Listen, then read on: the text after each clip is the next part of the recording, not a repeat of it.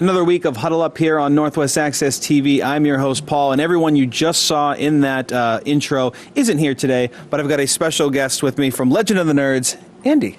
Thanks for having me. Yeah, thanks for joining us. You know, we've talked sports every now and then. Like it's kind of like through the hall. It's hallway talk. Yeah. And I said, you know what? You know, if he's up, if he's awake, maybe he'll join us on the show today because I really didn't want to not have a show because we're leading up to what is to some sports fans the biggest day of the year on Sunday with Super Bowl 52. Yep. Yeah, the whole reason they call it Super Sunday, I mean. Yeah, exactly. It's got everything you want. You got your halftime show for people that don't really care about football. You got the commercials for other people as well. And then for people that actually like football, it's a good game coming up. Good game and good food. Exactly. You got to have some good food for the game. So let's begin the show, as we always do, with show starters. And I'll start it off. There's some pictures that came out when the Patriots arrived in Minneapolis. And all I could think of is, it's over. It's over. Don't even show up, Philly fans. You can just go back home. It was Bill Belichick getting off the plane with a fedora and this big overcoat, and it's just one of those guys that's like, he means business. Now, he always means business, but to me, it was just one of those things where you look at him and you're like, man, he's dialed in. Like, he just looks so, I don't know how to describe it. To go back in the time, he looked so boss when he came off that plane. Like, nah, it's over. Just, you're done. How can you tell he's all business? He doesn't have an expression. Exactly. That's the thing. He's just ready to go. He wore his dad's fedora. He's never worn a hat like that. You would think out of, how many years he's been coaching the Patriots that the press would learn not to even show up for press conferences with him because they're not going to get anything out of him. And that's what takes me off about him. Well, they just did that. They had that on. I watch Good Morning Football in the morning and every day, and so they had a press guy from Germany that asked him a question saying, "So is Patrick Chung going to be the only player that's going to follow around Zach Ertz on the team during the game?" And Belichick simply did, "Well, I never discuss gameplay. Never discusses anything. I never discuss gameplay before the actual game." Does he even smile when he wins these Super Bowls? He does. When he wins the Super Bowl, he smiles. And he actually did smile during the AFC Championship game as well, which was really weird. But one of my favorite videos of him is where I think it was a James White Danny Amendola scored to go up ahead of Jacksonville in the AFC Championship game, and they show the sideline, and all the coaches are just rushing up the sideline, just cheering, and Belichick's just sitting there staring off. It's like he's in a totally different world. Oh, absolutely, totally. So people say they don't like Bill Belichick. I love the fact that, and I'm sure if I were a different team's fan, I wouldn't like him. I'm sure that's the case, but because he's my coach, I'm all for it. All right, let's go over to you for your show start. Mine was just they announced the Cleveland Indians logo is going to be changed in 2019. Chief Wahoo, is that who? Chief Wahoo, yes. It just ticks me off that I understand it's the whole protesting. It's literally a red-skinned Indian and all that stuff. But when people of that nationality, for instance, are like, why are you even complaining if I'm not complaining? And plus, it's been like that since the 1930s. And now all of a sudden we have to change. I just don't understand it. The Cleveland ownership was also a little worried about losing a lot of money because all that merchandise with the Chief on there. But apparently MLB said you can still sell the merchandise, but on field and in the stadium, your entire look has to change. Right. It's just one of those things that really grinds my gears about that. It's history, and I love that. And now, not all history's good as well. I mean, you're talking about a time where they came out with the logo where, people weren't as sensitive as they can be now. But I mean, it's still something where you look at it and you go, if you think about it a little more, you kind of go, you know what, you're right. That doesn't depict who Native Americans are. Mm-hmm. So, and what's funny too is I didn't realize this until I was watching one of the shows on TV. It wasn't even ownership that came up with that logo. It was actually the Baseball Writers of America. Really? Back then that came up. The Cleveland, the team had moved to Cleveland, and they're like, come up with our mascot and name. And they left it up to the Baseball Writers. Yeah. So all I can say is now, once that happens in 2019, NFL, you're on the clock, as they say in the draft. Yeah, with the Washington Redskins now are probably going to have to change something. Yeah, and I mean, that's really all going to be up to Dan Snyder, and which is actually funny. That's the name of my brother as well. And I don't think they're going to make that decision anytime soon. It's he's been one of the biggest sticklers about I do not want my team's name changed at all. I did see some I don't know if it was a real rendering or a fake rendering of what the Cleveland logo will look like, and it looks like it's going to be kind of that feather, the same feather they have for the Indians, but then it's going to be wrapped around, a C, which is what they have now. They have the block C, will be wrapped around it, and that actually looks pretty good. It looks pretty sharp. Mm-hmm. So I'm kind of excited to see that. But I did hear that because if they get rid of the logo, it means that anyone can do it. Anyone can create a T-shirt with the old Chief Wahoo logo. Yeah. So to get around that, I guess there's going to be a spot where they'll still sell Chief Wahoo logo, Cleveland Indian apparel, so that the licensing is still there, so that no one can just go out and like recreate that thing. So I think that's kind of smart, because I kind of on the lines of, if you take it away from the fans that really do care about that logo, they're just going to create it, and it's going to fill the stadium again. Massive fans out in Cleveland that are actually complaining about this, because they have so much merchandise that's around that. But my big thing is too, if they're going to do this, are they going to end up changing then the name of Atlanta, for instance, as the Atlanta Braves? Some people might take that as offense too. I don't think it's necessarily the name, because they're not changing the Indians. They're still the Cleveland Indians. You still have the Atlanta Braves. I think it's more of the logo. That's what it is. Like, this is not what a Native American looks like. This is that's the reason for changing it. So I'm okay with it. I think over time, I'm sure there are things that are happening right now that, because we're in this generation, we go, oh, that's okay, there's nothing wrong with that. Then in 100 years, someone's going to be like, what were they thinking? Like, what Mickey Mouse? That's so offensive. Like, I don't know. It's just like one of those things where the times change, so I'm okay with changing that as well. And I think that, honestly, sports teams in general have done a really good job of transitioning to help just to appease the masses, I guess, to be able to not be offensive in any way, in any indirect way, because it's not something that the Cleveland owners right now are meaning to do. It's not like they're walking around being like, "Ha, look at our logo, it's hilarious." No, they're not saying that. They're trying to be unbiased towards everything. Right. I mean, you gotta try to please the whole fan base. Sure. So absolutely. So that's our show started, and we're actually going to talk a little more baseball coming up in a little bit. But we have a big game coming up on Sunday. We said it. They got the food. We have the commercials. We have halftime. It's Super Bowl 52 between Philadelphia Eagles and the New England Patriots. A spot that everyone really thought the New England Patriots would be at the beginning of the season. Not so much the Philadelphia Eagles. No, God.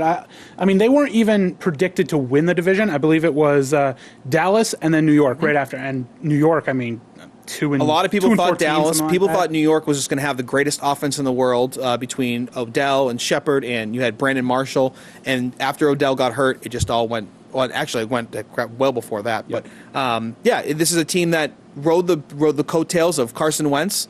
Gets hurt. You have Nick Foles in there, who has proven to be a starter anyway. Mm-hmm. He's just in the right place at the right time for him. So I'm curious to see what he's going to do in the Super Bowl, because this is clearly the biggest stage that he's ever been on. Yeah. So, and then on the other end, you have Tom Brady, who's been there 7 times, been there, won it 5 times. So what are you kind of expecting between the two quarterbacks? Because a lot of people say, like, okay, they don't really ever face each other, quote unquote. But I mean, what are you looking forward to, I guess, for either just them or just the game in general? Well, I mean, so the Patriots are a 4.5-point favorite. Mm-hmm. You have Tom Brady, who's been there, like you said, 7 times and won 5. So he does have the experience, and he knows how. I mean, we've talked, like you said, hallway talk. I hate the Patriots. I hate Tom Brady. Go Packers. Go Aaron Rodgers. I don't know why. Why do you hate Brady? What did he do wrong? What did he do to you? It's all the Did he beat the Rodgers in the Super Bowl? No. You know what? Did he take an MVP away from him? No. Is he in the same division? The Patriots are the Yankees of football. Really, you have to agree with that. I would. At least in the last 15 years. In what sense? In championships or dominance? I guess. Okay, you can say dominance. But I don't want to hear they bought their way, because a lot of people say, like, oh, they're like the Yankees. My whole thing, not necessarily. My whole thing with Brady and the Patriots, and I know you got Patriots fans hate this. It's those cheating scandals that they talk about all the time. And yes, they get stuck in other fans' heads, mm-hmm. and that's where it kind of leaves a bad taste in your mouth. So there is that, but I do have to give it up to Tom Brady. He is a great quarterback. He is one of the greatest of all time. I'm not calling him the greatest of all time. Yeah, I think he's the greatest of all time. He does know how to, in those pressure situations, like in the Jacksonville game, how to keep his calm and drive his team down the field. So I am expecting him to keep his calm just like always. I'm expecting Gronk to be an idiot in the game because he just got cleared from that concussion.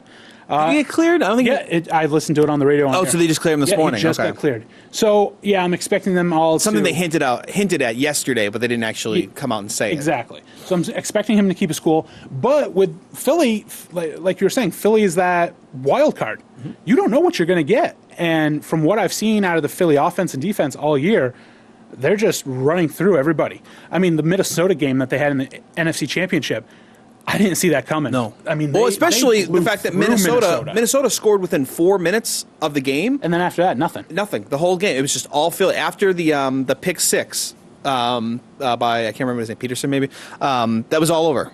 It was a complete turn. So I really think when you're talking like, not dark horse, but you're talking like what's your X factor, it's going to be, it could go either way for Philly because I want to say it's their defense, but then on the other end, you have Tom Brady on the other side. So that could really be a great chess match. The part for me is going to be Nick Foles because you really don't know what you're going to get with him because he's shown absolutely nothing. He's got high and lows. He's shown greatness. So I'd love to see what he's going to do on the biggest of stages. And 2 weeks ago, he did show some positive. If you're a Philly fan, you should be going to this game very confident because you should feel confident because of what Nick Foles was able to show you in the NFC Championship. Mm-hmm. But the rest of the year, I'm not really. I mean, this is you got to. After all said and done, it's still the backup.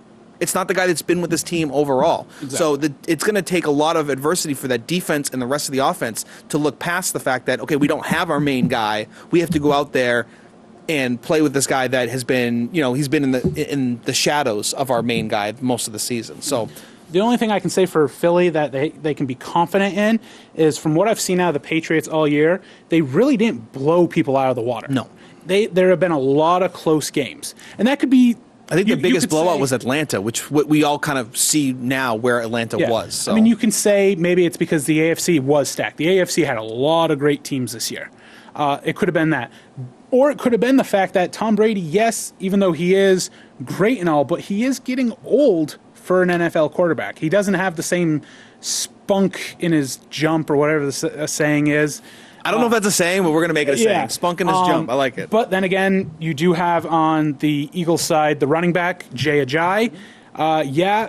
They went out, traded for him. He's a great running back. But in his career against the Patriots, he averages only 2.7 yards a rush. Which is weird because every time you seem to hear Ajayi's name when he was with Miami, he was going off on whatever team he played. Yeah. So, I mean, he had was he the one that had the multiple 200-yard rushing games? Yeah, he had like a long stretch of that. Yeah. Right. So it's weird to kind of bring up that stat and be like, oh, they kind of understand how to keep him contained. Mm-hmm. The biggest thing, I think, when it comes to running back is LeGarrette Blount. This is a guy that did very well against the Patriots when he was with the Steelers, and then it's one of those can't beat him, join him type of situations. Comes to the Patriots, wins 2 Super Bowls. Now he's playing him again. Yeah.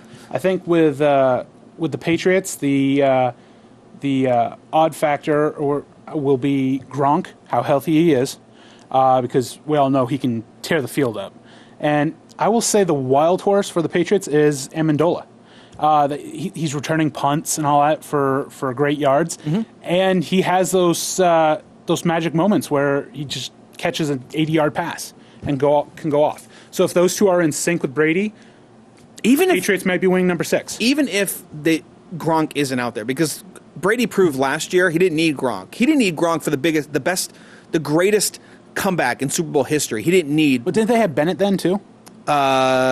Yes, but he didn't really contribute like that. It was based on Edelman. It was based on Amendola, Hogan, and the running backs. So, and then at the time was only Lewis and White, mainly White. Like, mm-hmm. Clearly, he was all over the place for Super Bowl 51. But you didn't have the best player there. So I feel like even if Gronk does go down, similar to Jacksonville, you can still bounce back. You can still have that. But because if you're gonna take Gronk out of it and I'm gonna still put Brady against Foles, I'm still gonna take Brady. And I know that Foles has Jeffries and he has Ertz, but like I'm still when you're comparing the two quarterbacks and who's gonna get the job done regardless of who's out there, if Zach Ertz gets hurt in the first or second quarter, what Philly fan really thinks they're going to still have a chance if that's like their best, if that's their best receiving option? That's where I want to compare the two. Mm-hmm. So I don't really think you absolutely need Gronk. Yes, I would absolutely want Gronk. That's not the question. That's not what's in question here. But if I'm comparing the two, I would say like, if Gronk's not out there, I still have faith that the Patriots can get the job done. Oh yeah. So there's other things that go on for the Super Bowl. There is not just the game itself. There's the halftime show. And I know that you guys kind of talk a little bit of pop culture on Legend of the Nerds. So you have Justin Timberlake coming back. Yes. And I've actually seen a lot of people kind of mad that he's coming back because of what he did back in 04? Yeah, 04, 05 with the whole Janet Jackson wardrobe malfunction. Yep.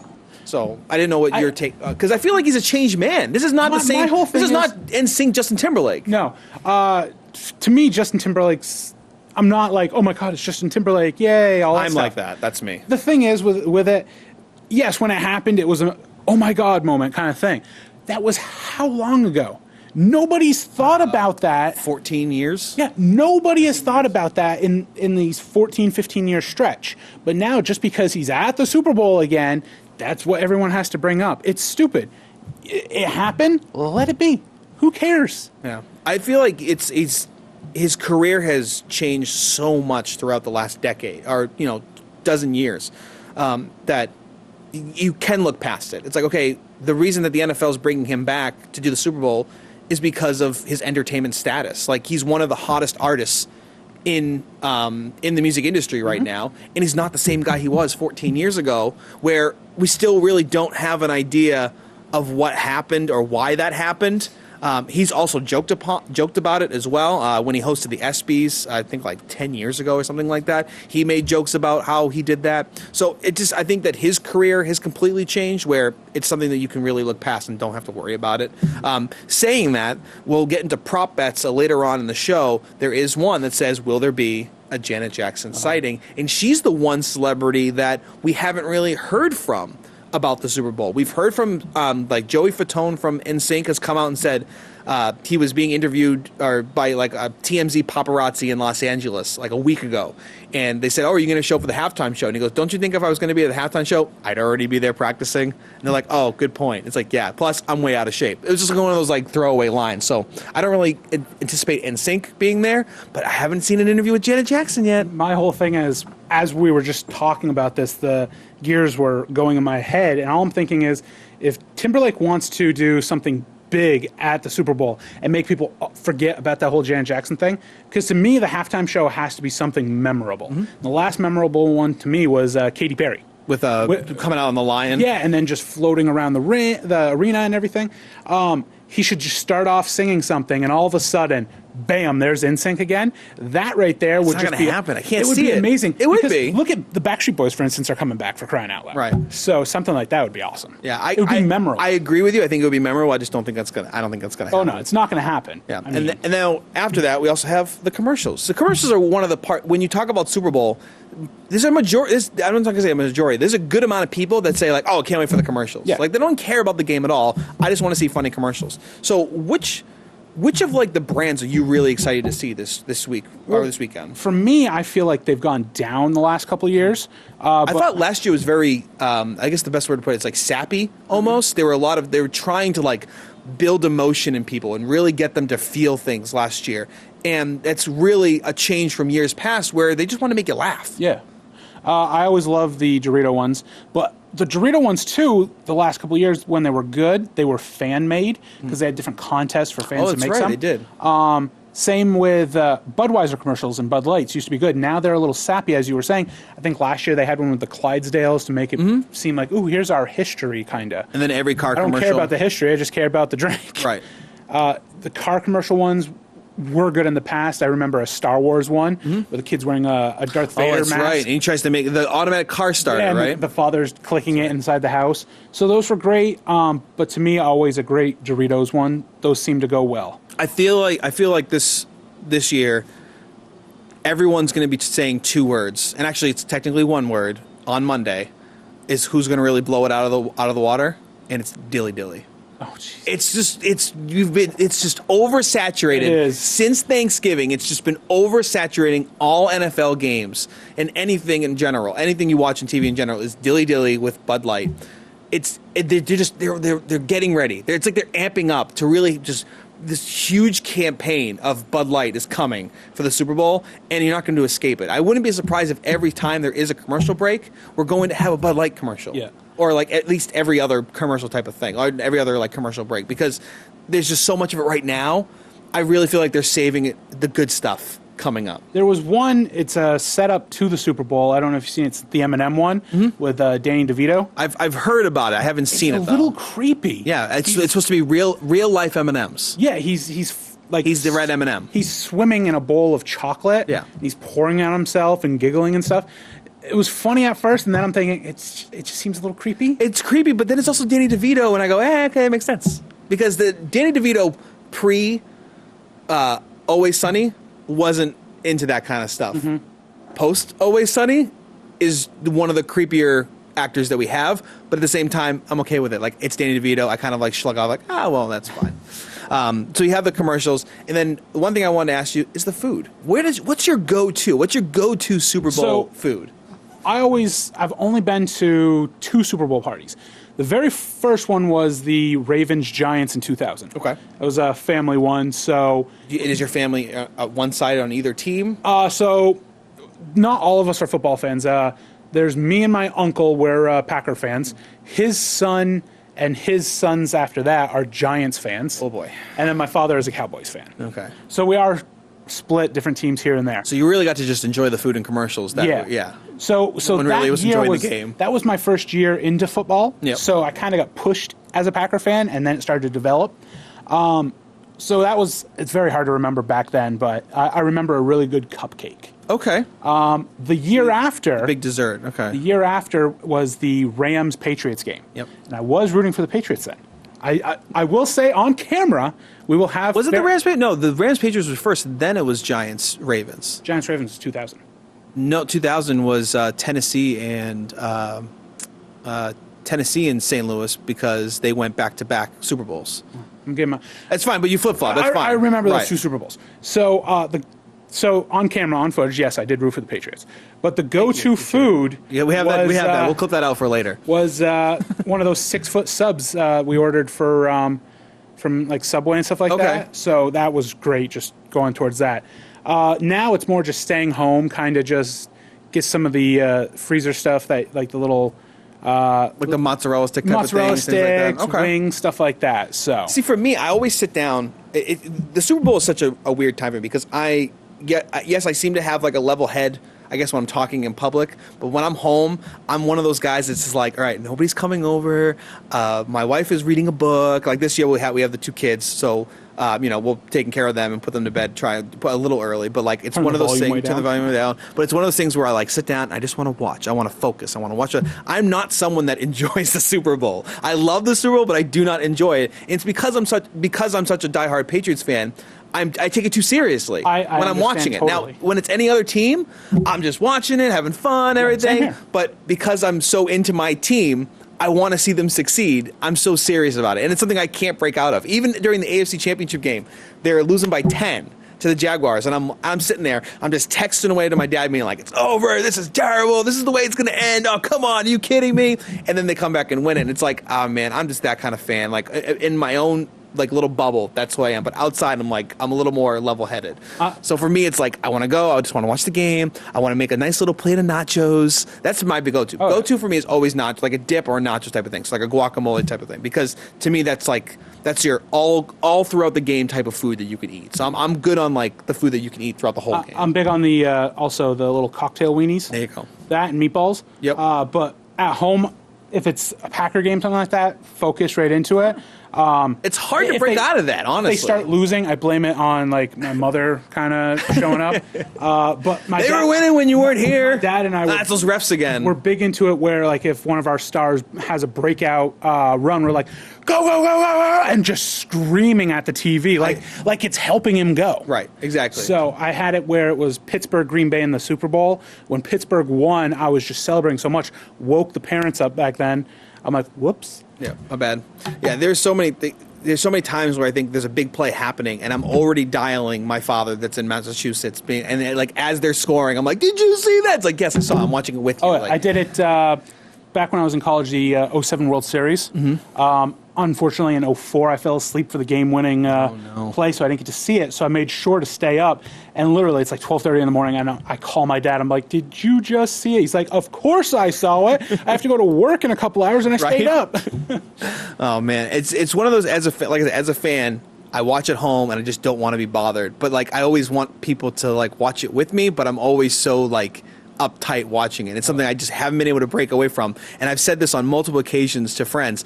Brady needs to retire so I can enjoy football again. If you're not dialed down with your team, you're not a true sports fan. Yeah, there you go. I liked it. Okay, that works for me. We'll get to football a little bit, more football in a little bit. I did want to talk a little bit of basketball because there is some crazy rumors that are going on, also a couple crazy trades that happened. You were talking about memorabilia earlier, about like all the people that have Indians clothes. I saw another one where a fan had like 12 different Blake Griffin jerseys, and he's just taking one off at a time, one off at a time, one off at a time. LeBron James went to Miami. Yeah, but he's like, well, he wasn't burning. He's more like showing, like, I invested in all of this because we just signed him for another 4 or 5 years at whatever $1 million. So I have all these jerseys, and now you trade him, and he's ripping every jersey off. You should trade him to L.A. You still have the L.A. Still have the L.A., exactly. So they have Blake Griffin. He goes to the Pistons. Then you also have, there's these weird rumors, and this is where I'm going to get into a little bit of being upset with ESPN, is there's another article that just came out talking about how the Warriors would say you would kind of be open to talks about bringing LeBron James in, and there was really no context to the article. It was just one of those click articles, and this is the same thing where with the Brady, Belichick, and Kraft and Guerrero mess that was in with the Patriots, that article by Seth Wilkerson, where there really is no context to it, but everyone's clicking on it, now everybody's talking about it. So it's one of those where if you're talking about LeBron James, last year, 2 years ago with Durant, we all said, nah, that's not going to happen. But it's like, well, maybe it could. He could go there, but it would be a crazy team. I really can't see in any way, shape, or form when LeBron James would actually go to the Golden State Warriors. I mean, it seems like that's just like, it's a little too much, like too many cooks in the kitchen at that point. To me, I hate the fact that happens. I hated it when he went to Miami. I hate the whole, here, let's get everyone together in one team, and then you go for this long stretch. That's why I've been hating basketball, because it's literally been nothing but Golden State and Cleveland. Not for long. It's not going to happen. Let's just say that.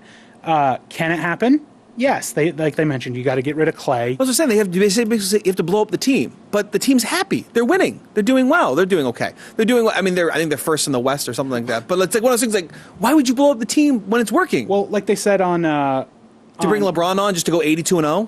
Like exactly. That's exactly what they're saying on ESPN. Is like, oh, LeBron to Golden State. Here we go, 82-0. Right.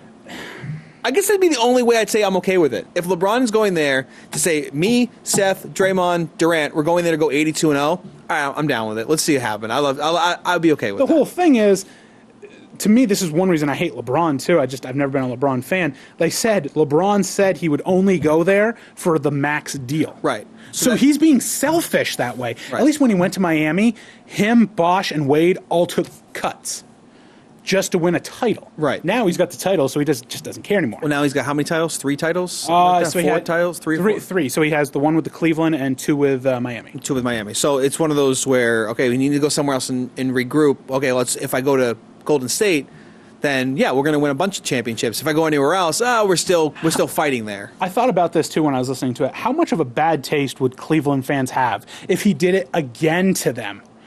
Right. Here's the thing. It's going to happen. I said the best if the Cleveland ownership really wants to protect the fan, they trade LeBron. And I know it sounds ridiculous, but that's what they would have to do. They shot themselves in the foot trading Kyrie. Oh, clearly, but I'm saying if you want to save face with the fans and say, look, see, we didn't do you wrong. We got rid. He was going to leave anyway, so we got rid of him. We got some picks for it or something like that. That's what you would have to do right now, and it's not going to happen. But that's what you would have to do as the ownership. And I feel like that's their only option. If you really want to save the franchise, you have to make an extreme move and trade the greatest player in the NBA. and I just don't ever see that happening. About to say, you better not say of all time. No, heck So no. I'm just saying. Sorry, sir. No, that's not happening. Okay. Yes, he is. I'll give you yes best right now, but Durant is right there. No, it's definitely a 1-2. But if you put them on the same team, Yeah. okay. We were also saying that Seth and Seth Durant and LeBron were kind of in a mix, and then Durant goes with Seth, and it's like, okay, now they're both the whatever it is. So, I guarantee the only reason that article came out is this is what we're talking about. exactly. That's what I say. It's just clickbait. So this is this is really funny. There was a really candid interview with Alex Guerrero, who is the partner with Tom Brady with the TB12 method, and he just had this interview, I think it was yesterday, talking about when that article came out, saying that there was just so much tension and chaos and everything behind the scenes of the Patriots organization. And he said that him and Belichick actually high-fived in the hallway the day after that article came out. And what Belichick said to Guerrero, and I really hope this is a true story. I really hope that Guerrero is being sincere and really telling the truth here. That they both saw each other in the hallway, and Belichick said to Guerrero, "Hey, did you see we're in the news again?" High five, and that was it. That was the end of it. So I really hope that's the story, because it sounds like something that Belichick would say and just be like, "All right, next on to the next thing." Like, "Hey, did you see we're in the news? Cool, awesome, let's move on." So I really hope that was true. But ESPN is really starting to bug me with these non-contextual articles that have nothing. It's like a blog post. If that's what you want to do, it's fine. Just lots of speculation and nothing really to it. That's fine with doing it. But at least come on and say you're doing that, because that's basically what it sounds like. Now, would they really even be doing this if Cleveland wasn't in the spot they're in? They're 30-20 right now. They're the fourth best team in the East. I mean, if they're number one, no one's talking about this. No one's talking about this. So that's what drives me nuts about it. So, but then you also have Kevin Love, who just got injured. So he's out for the next 2 months ish with a broken hand. So is the Kevin Love injury just perfect timing for a team like Cleveland that already seems like we're going to blow up the system anyway? So is it a good thing is it a good thing for Cleveland or LeBron that this happened, where it's like, oh, look, see, I can't win with anything, and I have Isaiah Thomas, who we don't really want playing here, and Kevin Love, my number 2, is no longer here, and I just can't no longer play, and Kyrie Irving's on our rival team. So was the injury kind of like the last straw in a positive way for LeBron to say, like, see, I don't have to stay here, I have nothing here for me? Oh, definitely. I keep saying that if they don't make it even to the title game, the championship game, he's gone in a heartbeat. Yeah. I mean, this is his opt-out year. I think he would be anyway. Yeah. I mean, can I say, yeah, Isaiah's going to step in and be that number 2 guy? No. I mean, look at Kevin Love, 6'10", amazing player. You got Thomas, 5'9", really can't play D. Hasn't proved anything. Can't play defense on a team that's really bad at defense. To me, the whole LeBron was gone the second they traded Kyrie. And people have said it was LeBron who said, yeah, get rid of Kyrie, because Kyrie's taking LeBron's popularity away from him. There was others saying, which I really think is ridiculous to think about, because LeBron was the Kyrie before Kyrie was Kyrie. Because you got to remember, they both were drafted by Cleveland. Kyrie was drafted by Cleveland, and then LeBron said bye-bye, and he left. So Kyrie was left there to be like, oh crap, I was supposed to play with LeBron, now I can't. I'm the man now. So for him to leave, it shouldn't be. I feel like LeBron should never have thought that way. He's always been Cleveland's son. So the fact that he came back, there's no one that was going to replace him.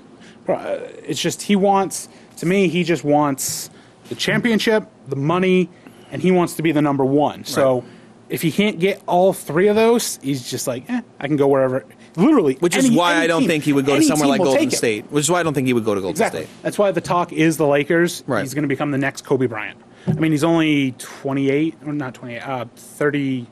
32? Yeah, he's in his young 30s. Somewhere right, so he still has a good 10 years of decent of basketball. I won't say decent. I read basketball. An article he came out saying that he wants to prove that older NBA players can go much further in their older years. Is he also doing the TB12 method? Is that how that works? Pliability? I don't know. I don't know if it works. I have the book. I haven't read it. I will say, like I said, I hate LeBron James. I'm not a LeBron James fan. But would I say going to the Lakers? I really wouldn't complain. I like that if he goes to the West, because for me, as that Celtics fan, we'll call it that. It's the team that I root for from time to time. A Celtics fan, I wouldn't mind that, because that's great. Because then the Celtics keep, they're one of those top teams every year. I've watched the show in the past when Brace is here talking basketball, and you're like, yeah, okay, yeah, awesome, that's great, awesome, go sports, go basketball. So. we'll talk. One thing I want to talk about, and this kind of is your wheelhouse coming up, is I did get a chance to watch the Rumble this year, which is always my favorite. My number 2 pay-per-view. It's always my favorite thing of the whole of the year is to watch the Rumble because I just love chaos. I love chaos in the ring. So I love the fact that you have 15 people sometimes going at it at one time. So my question to you, this is my biggest question, because I always thought this guy was loved. When did people start hating John Cena? Probably the last 10, not 10 years, 5, 6, 7 years ago. Okay, so I'm really out of base when it comes to wrestling, clearly, because he's someone that I've seen you see in the movies, you see in interviews, you see everywhere, and I always I like that guy. He's great. The biggest thing where it started, Dwayne "The Rock" Johnson, massive wrestling star, turned the highest paid actor in Hollywood. Left wrestling in his prime to film full time. And he always says, I finally come home, da-da-da-da. Cena then became the face of wrestling after The Rock left. And Cena goes ahead and said off camera, how can you say this is your home when you left to do film? And they had this little rivalry 2 years going at 3, actually, at WrestleMania. Now Cena is turning into The Rock. Cena's doing more part-time wrestling. It's part-time wrestling. So a lot of people are hating that. Plus, he is the baby face, as we call it. He's when you call a wrestler a face, it means they're the good guy. Yep. And everyone wants him to turn heel just to see something different. Sure. So that's the whole thing. People just want to see someone do something different, and he doesn't. And plus, he has to eat his words now, saying that I'm wrestling all the time, but now he's TV 75% of the time and wrestling 25%. Gotcha. Overall, what did you think about the Rumble in general? Well, I love it. It's my number 2 pay-per-view to watch all the time. There is something to say about just this tournament kind of thing where every 60 seconds a new person comes in. Yep. And you don't know who's coming in at each time. And there's surprise entrants for people coming back and stuff. It's just that excitement. It's not a traditional match. It's how many guys can I get over the ring and everything, and you're always holding your breath. The biggest holding my breath that we have lately is who is the surprise entrance, and the biggest one this year was Rey Mysterio coming back. So, which takes me way back to my like pre-teenage WCW days. I was a little schoolgirl, all giddy, like, oh my God, he's back. It was the same 2 years ago with one of my favorites, AJ Styles, coming for the first time. So, who's now your world champion, correct? Yes. Okay. So, but it's that surprise return. It's like that in any pay-per-view. WrestleMania, they try to do that. Last year, the Hardy Boys came back, my favorite tag team. So, I mean, the biggest thing about the Rumble may not even have been the Rumble. The biggest news I thought coming out of Sunday night was the women now have a new face. So we talk about sports a lot here, but this definitely translates. Ronda Rousey has now signed a multi-year deal with WWE. Was this good for both sides or just the WWE? I think it's just WWE because I don't think she's going back to MMA. That's what I mean. Like, is this good for both of them? Is this good for both her and WWE? Correct. Yes. It depends on how well she does in the ring. If she does horrible in the ring, the fans will criticize you massively. I mean, there's a lot of people that don't like wrestling, but there's a lot that do, and they watch it very closely. James and I are a big factor in that we critique everything you do. We have both been in the ring before. So if she goes in there thinking, oh, yeah, I can do whatever, and performs poorly, it's going to hurt her charisma, I think. And you can't just go into the ring and say, I'm great in the ring. You have to be great on the microphone, too. I was going to say, there's two parts to this. She didn't say a word. She just pointed at the sign. Whoop-de-doo. Everybody does that in WWE. Right. So, I mean, I think I didn't like the fact she did it twice. She pointed at the sign twice. Like, all right, we got that. So, already off the bat, I'm like, first off, she comes out. She's wearing Roddy Piper's jacket. She's got the lettering Ronda Rousey in the Roddy Piper lettering, which I'm just like over the top. I'm like, yes, this is one of my favorite wrestlers of all time when I was a kid. So I'm just so pumped for this. I think he's even one of my dad's favorite wrestlers as well. So she comes out, but she points to the sign, she looks for a handshake, and then she points to the sign again. It's like, all right, I'm already kind of like, all right, do something else. Like if you did it once, point once, no handshake, and just walk out, I wouldn't fine with that. My whole thing is, yeah, I liked it. I was excited. I would have been more excited, and it would have been better if she had trained and competed in the Rumble. I actually thought she was going to. There was talk about her. Did this happen before the Women's Rumble or after the Women's Rumble? She was the ending of the show. Okay. The very last minute. Gotcha. Second she walked up the ramp, done. Gotcha. So it would have been so much better with her in the Rumble. Yeah, I think definitely the training, because she did talk about it afterwards in an interview, saying she was basically smuggled into the Rumble so no one could see her. Like she was in cars with tinted windows. Yep. She was going back doors into secret elevators because they didn't want someone to leak the fact that Ronda Rousey was anywhere near the Royal Rumble, so that they wanted to keep this a big secret as long as possible. I'm really interested to see how she does. She's one of those people that I might actually tune in now to wrestling, and I haven't in a long time. I watched the 25 anniversary of Raw. I don't want to say I was disappointed with it, because I'm just so far off wrestling anyway. I just didn't really like seeing all the old guys come back for one night, because I thought it was like one of those, ooh, you guys are way past your prime. Like, you really don't belong in the ring right now. Even though it was a lot more promotional stuff than actual wrestling. But she's someone that I might actually tune in on a Monday night or Tuesday night, whenever she's going to be on, to say this Ronda Rousey's here. Okay, let's see how well she does. So, because I think you and James talked about it a lot over the last, almost 3 years here at Northwest Access TV, about how the Diva matches, they're starting to get a lot better than they were even the last couple. I think you guys used to call them at the beginning this is our bathroom break. Now, not so much. Now they're starting to get a lot better. Yeah. For one thing, they're not even called divas anymore. It's just women wrestling. Okay. And they literally my ignorance showing through. It's fine. They are stepping up. They had a Hell in a Cell match. Horrible match, though. Money in the Bank ladder match. First time women have done a ladder match, period. And then the Rumble. Coming up next month, they're going to have their very first Elimination Chamber match, which hopefully it's not like the Cell match, but it is. It's one of the most brutal matches anyone can ever be in.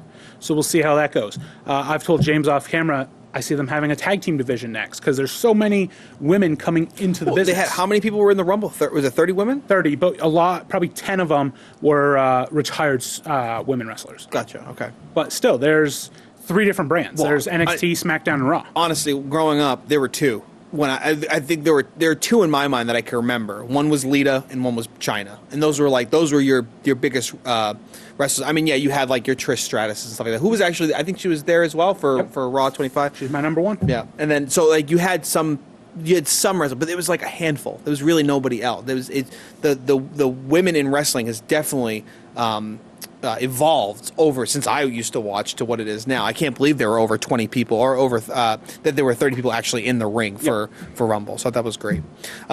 Sticking with WWE, but going back to football, Vince McMahon made his big announcement last week, which was one of the scariest things the NFL could have seen coming, was because you have so much controversy in the NFL right now with the national anthem and what a catch is, and just the rules in general, and the dominance of maybe one team. When you're talking the Patriots, where it's kind of getting a little boring in a sense for everyone that's outside of New England. That this is the scariest thing the NFL could have seen coming, is Vince McMahon resurrecting the XFL, and doing so in a way where he's giving himself a lot of time to get this league going. So I just want to know what was your first reaction? I mean, we kind of all saw it coming, but I didn't, because there were hints. There were hints. Like, all of a sudden, Alpha Entertainment became a trademark thing. Vince McMahon takes $100 million to start this new corporation. Okay, what's the new corporation about? Is he buying the Carolina Panthers? Is he starting his own? Is he creating his own team? Okay, no, he's actually bringing back the XFL. My whole thing is, I've never watched the XFL back in 2001. Yeah. He specifically said it's going to be fan based, family friendly. Family friendly. Yep. Nothing to do with wrestling. They've got 2 years to work around it. So, I mean, we'll see. Well, last time it was hey, 6 months, we're going to have a football season, a football league. So I thought that was kind of now he's giving himself 2 years. He's literally we're going to start it after the Super Bowl in 2020. Maybe a couple weeks later, this is when we're going to start the XFL season. So he's got all this time. And there's so many questions, and I can't wait for this information to leak out. It's where are those teams going to be? Who are the owners going to be? Are they going to be celebrities? Who's going to play in it as well? I mean, there's tons of athletes that could play in another league, but who's also going to play? What are the rules differences going to be? Like he's come out and said, like, we're going to know. I think he said, well, we're going to know what a catch is. We're going to bring back football to the fans, and that's a big thing. And the best part for any person that's like, oh, it's just going to be like the last time, it doesn't seem like it's going to be like that at all. The only thing that's going to translate from the old league is the name, for which he said during the press conference, we like the name, it's cool.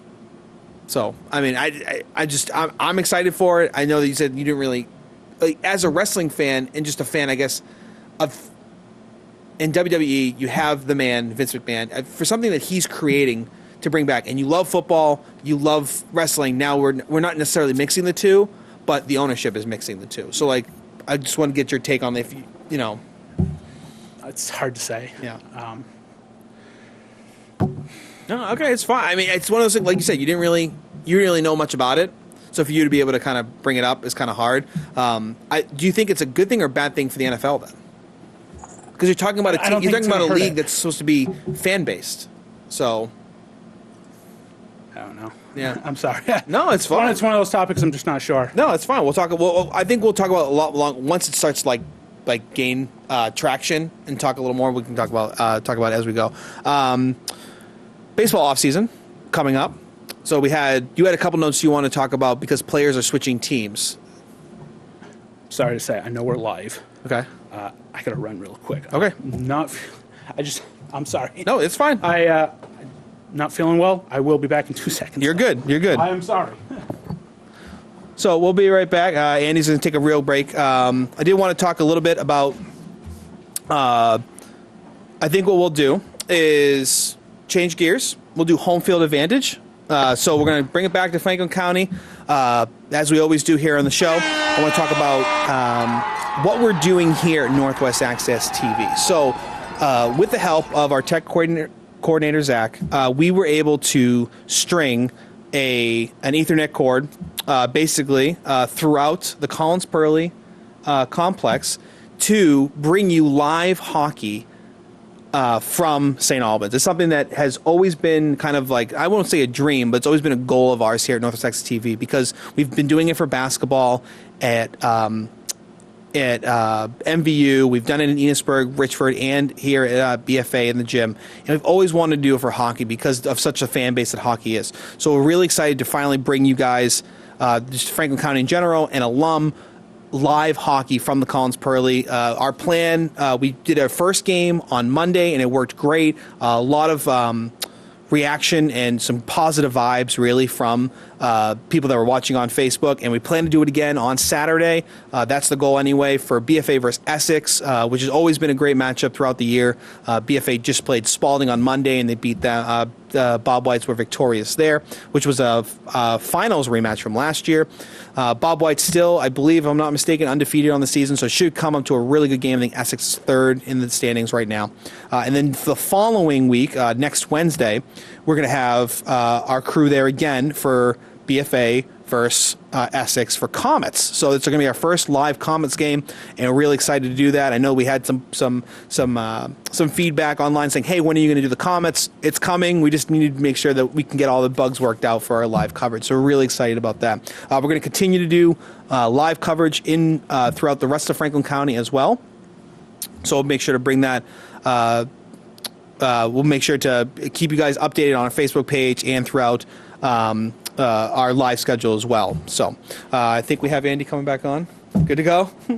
So sorry. No, you're fine. It's first time live.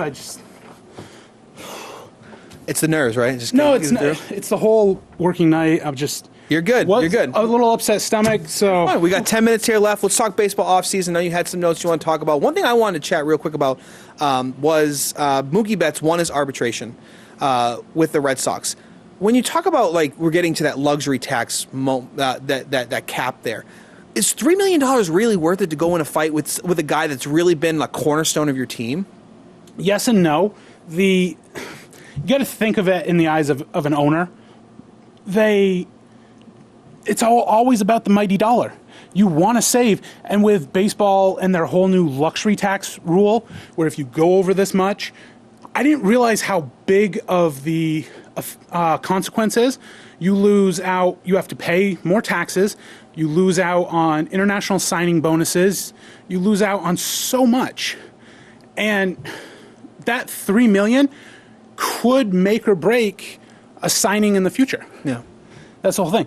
Is it worth ticking off your really number one offensive player right now? No, to me, it's not. That's what it is to me. When you're talking like $3 million, I think he was asking for 10. They were willing to give him 7. And it's like, really? Like, that's what we're fighting over right now? But he's also, this is his first year of arbitration. I think it goes till 2021. So he's got a few more years to be able to do this. But I feel like by doing this, maybe the Red Sox have some clout next year to be like, hey, look what we gave you last year. We need to bring it back a little bit for next year. I mean, it could be that, or he just continues to excel like he does. And you were saying that MLB Network had him as like, was it number 8 or something like that?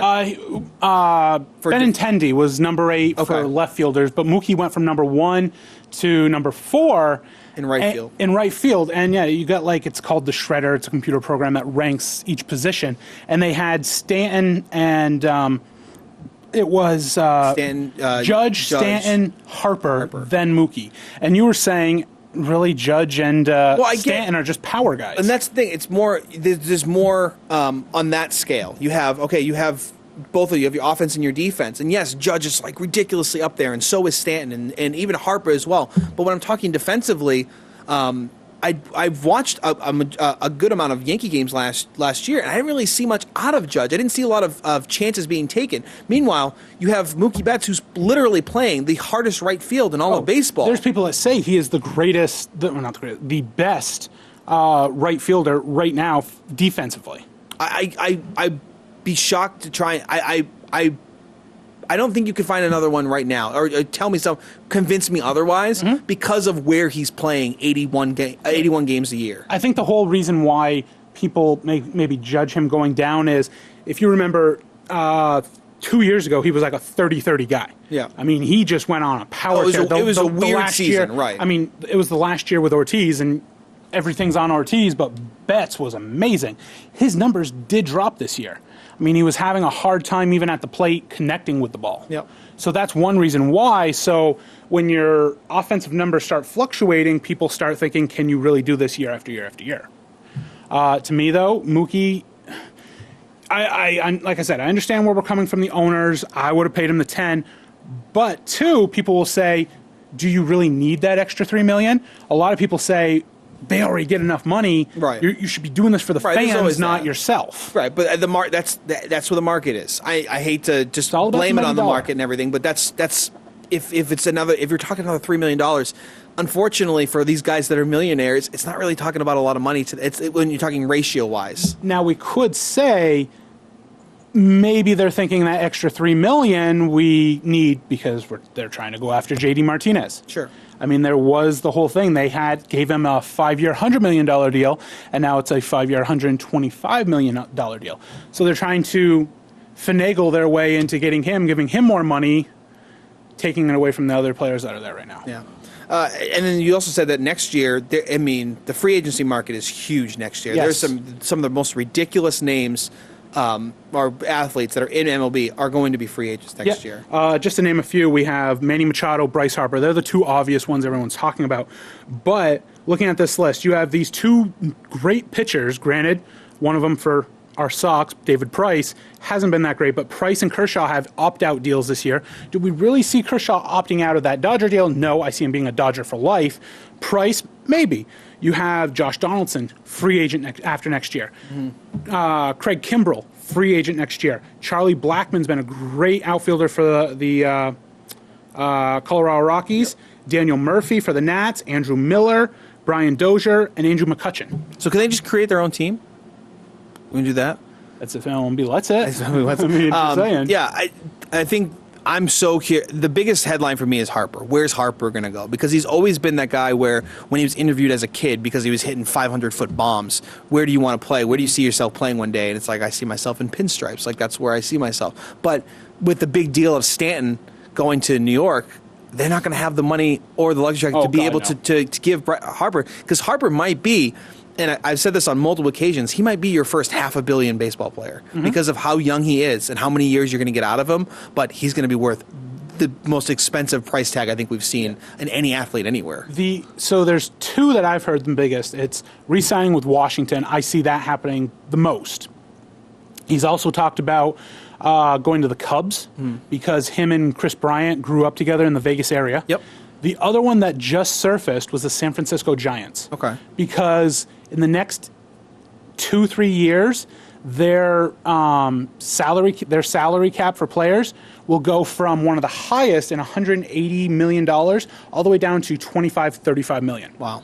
So they can go ahead and say, we're going to sign Bryce Harper, take the luxury tax consequence for the first year, and then after that, their salary just drops $100 million. They can then afford Bryce Harper and still be under the luxury tax. Like I said, I'm really interested to see where he goes, and I don't really want to rush the baseball season, but at the same time, free agency next year is going to be so much fun. The baseball season has already rushed itself, being the fact it's going to be opening March 29th, the earliest it's done in like the last 50 years, and every team will be playing that day. Usually it's just the world champion and the loser playing the games. I feel like this year, it's everybody. I feel like the last time the Red Sox did that, didn't they play a Japan game with Oakland or something like that? Like Seattle, like 10 years, was it 10 years ago? In the Tokyo Dome, yeah. Right, and they were playing, I think, like March 30th or something like that. And even then, you were like, this is really early for baseball. But they were playing in a spot where it was okay. It's not a spot. I understand why they're doing it, because everyone's complaining that the World Series sometimes almost goes into November. It does. And baseball, World Series, the whole playoffs has been an October thing. Can't be called Mr. October when you're playing in November. Well, I'm a big fan of dropping a month off the baseball season anyway. So spring training's way too long. So we're still playing in September, where it's still warm, or we have neutral locations like the Super Bowl does. It's just a place where it's going to be warm, where baseball's supposed to be played. It's not supposed to be played in cold weather. True. So, and you got places like Cleveland, for instance. The last handful of years, there's still snow on the ground when they're opening. As we wrap up, we're getting close to our 2-minute warning here. I want to talk Super Bowl prop bets, because it's always my favorite time of the one of my favorite parts of the Super Bowl when I'm not watching the Patriots is the prop bets. It's always like, what color is the Gatorade going to be? Are things going to happen? How many times is the broadcast going to say something? So we'll start it off. We have 10 real quick. We'll just hammer through them. Will there be a wardrobe malfunction during Justin Timberlake's halftime show? No. It's almost impossible. Like, if anything, I feel like there's no way it can happen anymore. If I were him, would you wear just a complete from him, like a bodysuit, just in case? If I'm him, to shove it to everyone who thinks it's going to happen, I'm wearing the exact same suit I wore when it happened. Oh, I like that. See, I like that. That's a good little thing. Wear the exact same thing you wore back in 2004. The problem is with that, the sponsors of the Super Bowl and the halftime show have gone to so many high lengths to double, triple, quadruple checking everything. Right, and now there's also never happen again. And there's a delay when it comes to the Super Bowl as well. There's you have a few seconds delay, so things like that don't happen anymore. I mean, the whole reason why we haven't seen Janet Jackson in a Super Bowl halftime anymore is because she's banned from it. Yeah. So there goes to my next one. Will Janet Jackson make a halftime show appearance? No. It's one of those things where everyone's talking about it, but the only person that hasn't said anything is Janet Jackson. She could be in the stadium, and the camera might catch her. That'd be awesome. I'd be okay with that too. I mean, look at all the stars that the cameras caught walking out of the Super Bowl last year. Mark Wahlberg, right, leaving early. It's his own fault. How many times will the word "dilly" be said during the broadcast? And this is during the broadcast, so this is like. This is is it NBC, right? So this is how many times is Collinsworth going to say this, type of thing. Do we think the announcers are going to say it just because they're set in their ways on how they do things? Yeah, see, it's NBC, so NBC does during the season they do in-game promotions, but I feel like they're not going to come back from break and be like, sponsored by, like that's what the commercials they're already there for. Or, he scored a touchdown, dilly dilly. Yeah, exactly. Hey, it might happen. They have that at 12.5. I feel like I would really take the under on that one. We'll just fly through a couple more of them. How many commercials will Peyton Manning appear during the Super Bowl? Just one. I hope it's almost every commercial. Him doing commercials is my favorite part about Peyton Manning. Do the Papa John one. That's fine. He can do that. He can do a bunch of them. It works for me. And then what's the other? Oh, one of the better ones. color of the liquid for the winning coach? What's that Gatorade going to be? Blue. You think blue? Blue, all the way. Oh, man, I feel like Arctic Blue Gatorade. Arctic Blue Gatorade. It's on here. I think it's one of the better ones. The other one is just water, just clear water. But I don't know how you'd be able to tell the difference between that and then if you did like Arctic Blue, because it's still kind of that opaqueness to it. I would go with red. I'm going to go classic red.